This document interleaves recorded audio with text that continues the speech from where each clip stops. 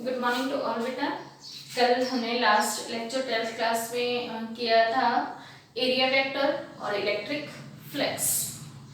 Clear हो गया होगा। दोनों को ही अभी हम यूज करेंगे। नेक्स्ट टॉपिक इंपॉर्टेंट है, इजी बहुत है, गॉस थ्योरम।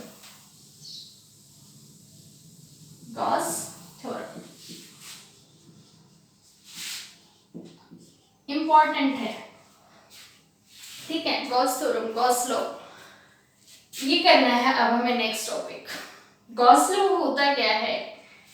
अगर कंप्लीट डेफिनेशन ध्यान में नहीं आती है तो बहुत अच्छा सा तरीका है किसी भी कंसेप्ट की मैथमेटिकल फॉर्म को समझ लो।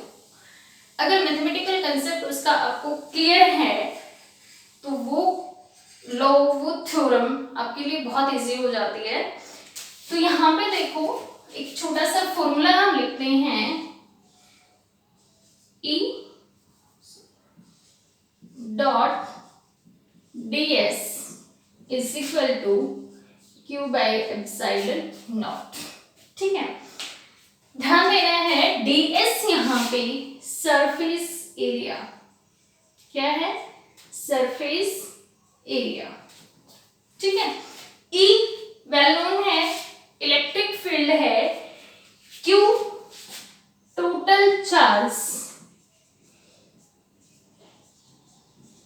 enclosed in a surface, in a surface।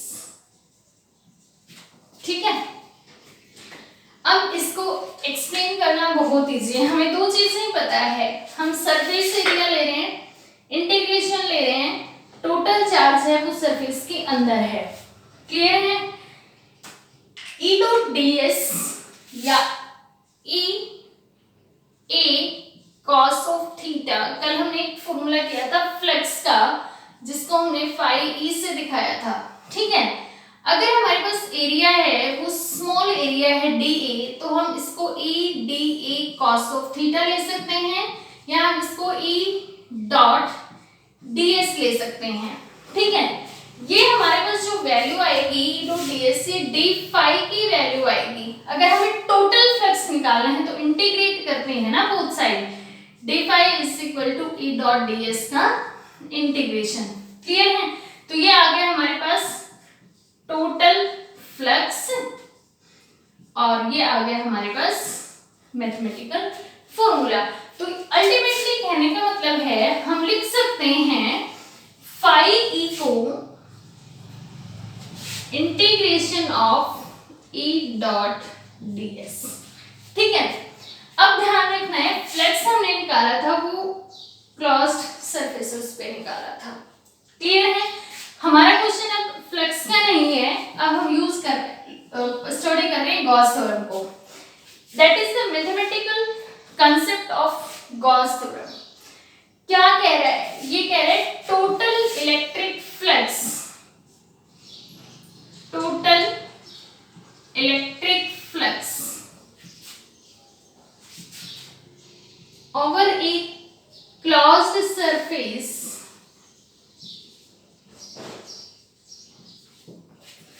is equal to 1 by epsilon naught times the total charge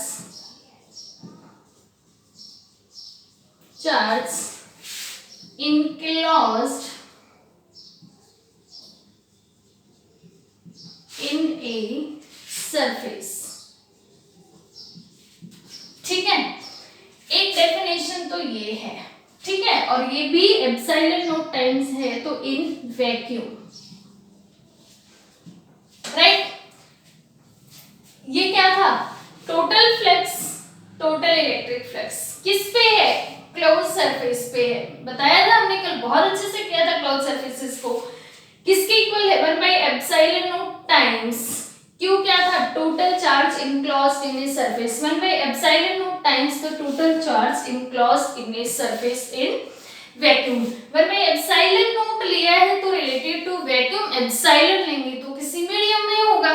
ठीक है, कहने का मतलब ये है कि जो चार्ज हम किसी क्लोज्ड सरफेस के इनसाइड रखेंगे वो कितना फ्लक्स जनरेट करेगा, Q by epsilon not flux generate करेगा। ठीक है, टोटल चार्ज इसके अंदर अगर रखा हुआ है, फॉर एग्जांपल एक चार्ज आपका यहाँ पे है Q1, दूसरा चार्ज आपने यहाँ पे रखा हुआ है Q2। अब ये कह रहा है इस सरफेस का, क्लोज सरफेस का फ्लक्स बताओ कितना होगा, Q1 plus Q2 by epsilon not. Total charge surface के अंदर कितना है, इनक्लोज्ड सरफेस Q1 और Q2, तो कितना फ्लक्स जनरेट करेगा, total charge Q1 plus Q2 by epsilon not. अगर यहाँ पे कोई थर्ड चार्ज होता Q3 तो Q1 plus Q2 plus Q3 by epsilon not.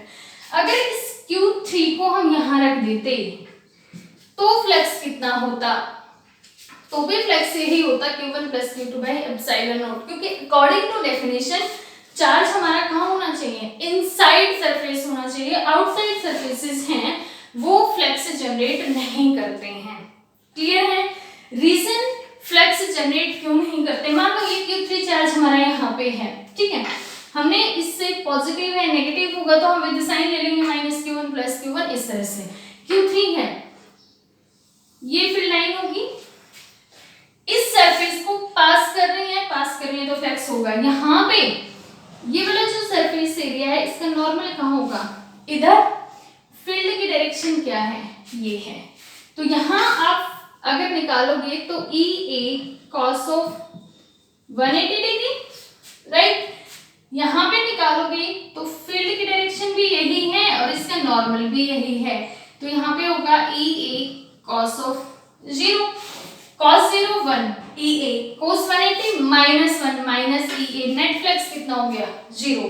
तो आउटर चार्ज है वो कभी भी फ्लक्स में कंट्रीब्यूट नहीं करता, फ्लक्स आता है वो सिर्फ और सिर्फ किसकी वजह से आता है, इनक्लोज्ड सरफेसेस की वजह से आता है, इनक्लोज्ड चार्जेस की वजह से आता है, जो चार्जेस सरफेसेस के अंदर होते हैं। ठीक है, छोटी सी डेफिनेशन, छोटा सा एक सिंगल कंसेप्ट निकल के आया, जितना भी चार्ज आपने किसी क्लोज सरफेस के अंदर रख दिया, ठीक है, सरफेस कोई भी है, कैसा भी सरफेस है, क्लोज्ड होना चाहिए। और क्लोज्ड का मतलब है सरफेस है वो 3 डायमेंशन होना चाहिए। ठीक है, उसके अंदर जितना भी चार्ज आप रखोगे वो चार्ज कितना फ्लक्स जनरेट करेगा, कितना फ्लक्स जनरेट करेगा। ठीक है, शेप कोई भी है, साइज कोई भी है, यही फ्लक्स जनरेट होगा, क्योंकि यहां से हमें पता चल रहा है मैथमेटिकल फॉर्म से कि जो फ्लक्स है वो शेप या साइज पे डिपेंड नहीं कर रहा है, कहीं रेडियस पे डिपेंड कर रहा है नहीं, कहीं लेंथ पे डिपेंड कर रहा है नहीं, किस पे, जो टोटल चार्ज उसके अंदर था उस पे, और इलेक्ट्रिकल परमिटिविटी, और दोनों ही कांस्टेंट होते हैं। तो यहाँ पे जो शेप या साइज है वो कोई इफेक्ट नहीं डालेगा फ्लक्स पे।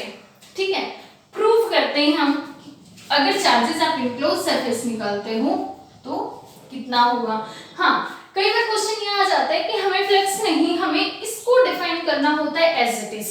तो इसको डिफाइन अगर करना है तो यहां से देखो, इंटीग्रेशन हमने लिया हुआ है, अगर यहाँ पे बीच में हमने सर्कल लगाया इसका मतलब सरफेस है वो क्लोज्ड है, नीचे एस लगाया तो कौन सा इंटीग्रल है, सरफेस इंटीग्रल। यहाँ पे देखो surface integral of, surface integral of electrostatic field, electrostatic field is electrostatic field over a closed surface, over a closed surface is equal to 1 by epsilon naught times the total charge enclosed inside its surface। पहले वाली और इस definition में क्या फर्क है, कोई नहीं है। Surface integral of electrostatic field is known as total flux, और पहले में हमने इसी लाइन को लिख दिया था टोटल फ्लक्स, ठीक है। टोटल फ्लक्स या total electric flux over a close surface, यहाँ पे हमने लिख दिया surface integral. Surface integral electrostatic field का किसके इक्वल होता है, 1/ε0 times the total charge, right. इसके बाद हम करते हैं प्रूफ। अभी हमें प्रूफ करना है। प्रूफ करने के लिए सबसे पहले हम लेते हैं कोई भी क्लोज सरफेस। मैंने कहा था क्लोज सरफेस हो, 3D हो, हमने ले लिया स्फीयर, ठीक है। कोई चार्ज Q हमने सेंटर पे रखा, जिसकी रेडियस थी वो R है, ठीक है। चार्ज यहाँ पे पॉजिटिव है, आप पॉजिटिव ले सकते हो, नेगेटिव भी ले सकते हो। पॉजिटिव हमने चार्ज यहाँ पे कंसीडर किया हुआ है, तो what is the direction of electric field, that is the direction of electric field, ठीक है। स्फीयर हमने कंसीडर किया हुआ है, इलेक्ट्रिक फील्ड हमने निकाला, फ्लक्स फाइंड आउट करना है, ठीक है। फ्लक्स फाइंड आउट करने के लिए हमें ये निकालना है E डॉट ds, ठीक है। इस स्मॉल एरिया से ds से कितनी फील्ड लाइन पास हो रही है, दैट इज द फ्लक्स। यहाँ पे इस सरफेस पे जहां से हमें फील्ड लाइन दिखाई है, ये एरिया हमने कंसीडर कर लिया, दैट इज ds, ठीक है। अगर इसको वेक्टर फॉर्म में लिखें, area is a vector quantity, then n cap ds, यही तो होगा। n कैप क्या दे रहा है, इसकी direction, and ds is the magnitude of area vector. Direction क्या होगी, कल हमने बहुत अच्छे से पढ़ा था एरिया वेक्टर में, जो 3D सरफेसेस हैं उनके एरिया वेक्टर की डायरेक्शन हमेशा नॉर्मली आउटवर्ड होती है। तो इसकी डायरेक्शन हम कहाँ लेंगे एरिया वेक्टर की, n cap, normally outward, right. Flux निकालना है हमें यहाँ पे, फाई E कितना आ गया, निकाल सकते हैं आराम से, कितना आ जाएगा, फॉर्मूला लगाओ फाई E का, कल बताया था मैंने तुम्हें, E dot ds। Total flux हमें फाइंड आउट करना है, तो E डॉट ds, राइट।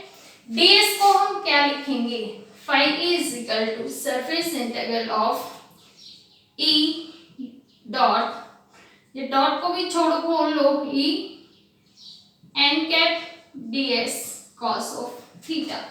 इसी को हमने लिखा था इस तरह से, E ds cos of theta. अब ds की डायरेक्शन भी है n कैप है, क्योंकि ये थीटा है, ये n कैप और E के बीच का ही तो एंगल था, तो यहां से आ जाएगा E dot n cap ds cos of theta. cos theta की वैल्यू कितनी है बता सकते हो, 0, तो ये आ गया तुम्हारे पास s E ds cos 0 1। Total flux की वैल्यू आ गई E ds cos 0। Electric field कितना होगा इस पॉइंट पे, अगर हम P पॉइंट पे फील्ड की वैल्यू फाइंड आउट करें तो कितनी होगी, ये अब निकालने की जरूरत नहीं है, डायरेक्ट पुट करेंगे क्योंकि बहुत पढ़ चुके हैं हम इसको। Electric field at point P, electric field at point P, field due to a point charge कितना होगा, E is equal to Q by 4 pi epsilon not R square, यही होगा। E की वैल्यू हम पुट कर दें, Q upon 4 pi epsilon not R square, S Q by 4 pi epsilon not R square into में ds। ध्यान से देखो, charge constant, 4 pi epsilon not constant, R है वो भी क्या है कांस्टेंट, सबको बाहर ले आओ, Q by 4 pi epsilon not R square integration of ds। Surface area कितना होगा, total flux is equal to Q by 4 pi epsilon not R square integration of surface area, whole surface area कितना होगा, 4 pi R square, 4 pi R square, 4 pi R square cancel, क्या बच गया, Q by epsilon not phi E। क्या निकाला निकाला था, surface integral of E dot ds किसके इक्वल आ गया, क्यू बाई एप्सिलॉन नॉट। यही डेफिनेशन नहीं थी क्या तुम्हारी गॉस थ्योरम की, ठीक है। आपको सिर्फ क्या पता होना चाहिए, आप फ्लक्स कैसे निकालोगे किसी पॉइंट पे, E डॉट ds फॉर्मूला लगा दोगे, ठीक है। P पॉइंट पे इलेक्ट्रिक फील्ड कितना होगा due to any point charges, Q by 4 pi epsilon not r square हमने निकाला है, ठीक है। तो यहाँ से हमें ये मैथमेटिकल कैलकुलेशंस इतनी, इनके लिए इतना पैनिक होने की जरूरत नहीं है, ये हमें ऑलरेडी आते हैं। हमें जो कंक्लूजन निकालना था वो ये निकालना था, अगर आप किसी भी बॉडी के इनसाइड कोई चार्ज लेते हो तो कोई शेप है उस बॉडी की, कोई साइज है, वो इतना फ्लक्स जनरेट करती है, उससे कितना फ्लक्स बाहर आता है, Q बाई एप्सिलॉन नॉट, ठीक है। अगर आपने मान लो इस रेडियस को कम कर दिया, R से कितना कर दिया, R बाई 2 कर दिया, तो ये कह रहा है फ्लक्स पे क्या इफेक्ट पड़ेगा। यहाँ से देखो फ्लक्स कहीं R पे डिपेंड करती है क्या, नहीं करती, तो फ्लक्स में चेंज नहीं होगा, ठीक है। दूसरा क्यों नहीं होगा, यहाँ पे हमने 4 pi epsilon not r square लिया था, यहाँ पे r पहले से कितना कम हो गया है, r बाई 2, तो यहाँ पे कितना आ जाएगा 4 pi epsilon not r by 2 का स्क्वायर, यहाँ पे कितना आ जाएगा 4 pi epsilon not r by 2 का square, 4 pi epsilon not r by 2 square, 4 pi epsilon not r by 2 square cancel, बचना तो वही है Q बाई एप्सिलॉन नॉट, ठीक है। अगर आपको कोई डिफरेंट शेप दे देता है, मान लो आपसे कोई 3D शेप दे दी, कौन इज इट 3D, ठीक है, ये है, ये कहते हैं इनसाइड कौन, आपके पास चार्ज Q है, व्हाट इज द फ्लक्स, कितना होगा Q बाई एप्सिलॉन नॉट, सोचने की जरूरत नहीं है, ठीक है। क्यों होगा वो मैथमेटिकल कैलकुलेशंस हम अभी नहीं करेंगे। आपके पास सिलेंडर है, इनसाइड सिलेंडर फ्लक्स कितना होगा Q by epsilon not, cube है, इनसाइड क्यूब फ्लक्स कितना होगा Q बाई एप्सिलॉन नॉट। अगर इनसाइड चार्जेस हैं, अगर इनसाइड चार्जेस ही नहीं है, अगर ये चार्ज हमने यहाँ की बजाय कहीं बाहर रखा हुआ है, तो फ्लक्स कितना होगा, तो फ्लक्स होगा हमारा 0। क्यों, क्योंकि अकॉर्डिंग टू डेफिनेशन चार्जेस कहाँ होने चाहिए, सरफेस की अंदर होने चाहिए, बाहर वाले चार्जेस फ्लक्स में कंट्रीब्यूट नहीं करते हैं, फ्लक्स जनरेट नहीं करते हैं, क्लियर है। उसके बाद ये कहते हैं जो सरफेस हम कंसीडर कर रहे हैं ना यहाँ पे क्लोज सरफेसेस, वो क्लोज सरफेसेस उनको हम गॉसियन सरफेस बोलते हैं। कौन सा सरफेस बोलते हैं, गॉसियन सरफेस बोलते हैं। तो ये गॉसियन सरफेसेस के लिए कंडीशंस होती हैं क्या कुछ, ठीक है। कंडीशंस हमने ये कहा था कि जो सरफेसेस हम फ्लक्स निकालने के लिए यूज कर रहे हैं वो क्लोज्ड हो, 3D हो, ठीक है। जहां पे गॉस लॉ हम अप्लाई कर रहे हैं वो एप्लीकेबल तो हर जगह पे होता है गॉस लॉ। अगर आपके पास कौन है तो भी गॉस लॉ अप्लाई कर सकते हो, अगर सिलेंडर है तो भी गॉस लॉ अप्लाई कर सकते हो, अगर क्यूब ले रहे हो तो भी गॉस लॉ अप्लाई कर सकते हो, ठीक है। बट यूजफुल नहीं होगा वहां पे, क्लियर है। उसके लिए जो गॉसियन सरफेसेस आप कंसीडर करोगे उसके लिए कुछ कंडीशंस होती हैं। गॉसियन सरफेसेस हमेशा किसी भी चार्ज के लिए सिमेट्रिक होने चाहिए, मींस इक्वल डिस्टेंसेस पे इलेक्ट्रिक फील्ड की जो वैल्यू है वो सेम होनी चाहिए, क्लियर है। सिलेंडर में ऐसा नहीं होगा, कोन में ऐसा नहीं होगा। इक्वल डिस्टेंस पे इलेक्ट्रिक फील्ड की वैल्यू क्या हो, सेम हो, मींस पॉइंट चार्ज के लिए सिमेट्रिक हो। Each and every point surface पे फील्ड की वैल्यू क्या आनी चाहिए, सेम आनी चाहिए। उन सरफेसेस को आप क्या बोलते हो, गॉसियन सरफेसेस बोलते हो, क्लियर है। तो ये आपका गॉस लॉ है, कंप्लीट करना है। नेक्स्ट लेक्चर में इसकी करेंगे एप्लीकेशंस, ठीक है।